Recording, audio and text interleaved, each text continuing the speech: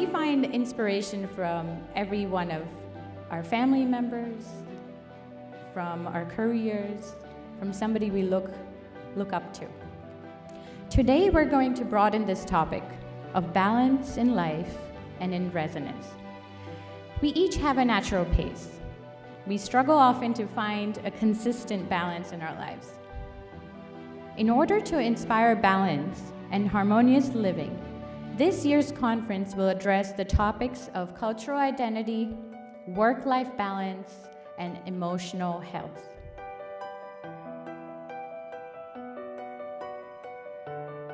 As an artist, many times we dance this beautiful stuti. Ya Devi Sarva Bhuteshu. Namastasya, Namastasya, Namastasya, Namo Namah. So beautifully, here you see correctly, the woman has been described.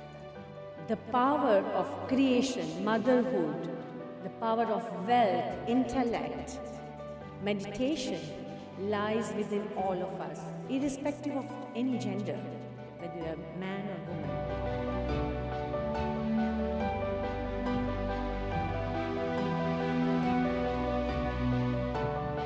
If our Indian culture is like the tree, which is growing on strong roots, then our American culture is like the nutrients that help this tree blossom into a beautiful big tree.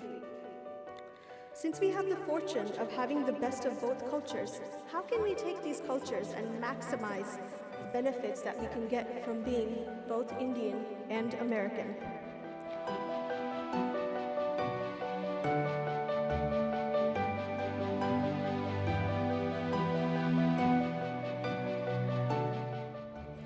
The encounter of these two men with Swami Maharaj is an example of how he has encouraged people to balance work, spirituality, and family. It is not enough to just focus on one. In essence, Swami Maharaj's message to them was to learn to separate the wheat from the chaff. Separate what is important and what does not add value to your life. Focus on what is important. But the key is this. Doing these exercises or practicing these things on a daily basis can actually make us more physically and psychologically well-rounded people, essentially, or happier people. And if we're happier and if we're more at peace with ourselves, then we'll have a better life, a longer life, a more stress-free life, right?